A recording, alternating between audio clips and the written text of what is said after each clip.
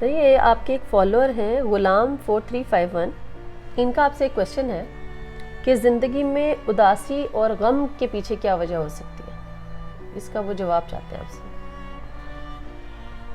उदासी और गम, पहले ये सोचना पड़ेगा ये आपकी ज़िंदगी में शामिल कब होते हैं। बचपन में तो ये नहीं थे, और ये हकीकत की गैर मौजूदगी का नाम है मेरे नज़दीक। और हकीकत ये है, बल्कि तल्ख हकीकत ये है कि इंसान एक लुत्फ़े से पैदा होता है और अपने मालिक की दी हुई मजबूत हड्डियों पर खड़ा होकर उसी से बगावत करनी शुरू कर देता है और ख़ुद फैसले लेने शुरू कर देता है कि जो मैं सोचता हूँ, जो मैं चाहता हूँ वो बेहतर है, ना कि जो मेरे साथ हो रहा है वो बेहतर है।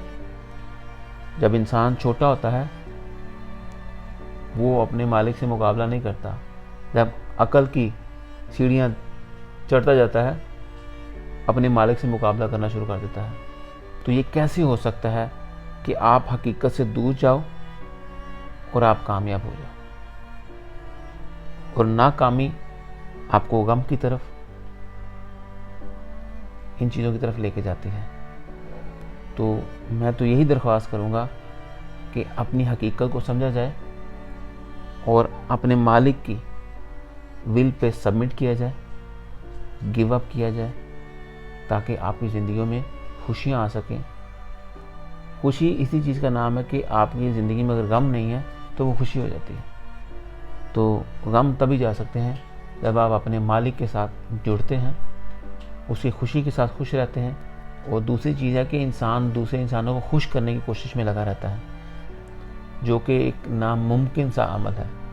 वो कैसे कि इस वक्त दुनिया की आबादी तकरीबन 7.8 बिलियन के करीब है, और इनको खुश करना तो दूर की बात, आप अगर इनको गिनना शुरू करेंगे 1 2 3 4 5 6 करके, तो आपको 125 साल से ज़्यादा का अरसा लगेगा। अगर गिनने में इतना अरसा लग सकता है, सोचिए कि आपको इन सबको खुश करने में कितना अरसा लग सकता है। क्या इतनी इंसान की ज़िंदगी होती है? तो ये नामुमकिन सी बात है। इन हकीकत को समझ के ही इंसान उदासियों और गमों से दूर जा सकता है।